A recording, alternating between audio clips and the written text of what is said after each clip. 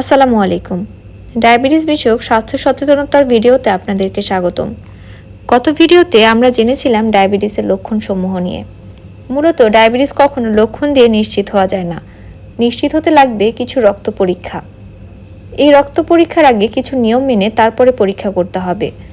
নিয়ম হলো, পরীক্ষার 3 দিন আগ থেকে কোনো ডায়েট ফলো করা যাবে না। যেদিন সকালে পরীক্ষা করবেন তার আগের রাত্রে কমপক্ষে 8 ঘন্টা না খেয়ে থাকতে হবে। এখন আসি রক্ত পরীক্ষার ফলাফল নিয়ে।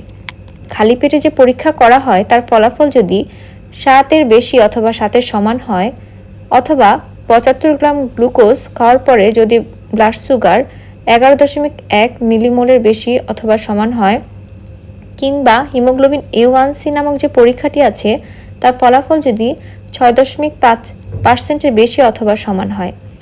এই 3টি পরীক্ষার যে কোনো 2টি যদি পজিটিভ হয় তাহলে ধরে নিতে হবে ডায়াবেটিস।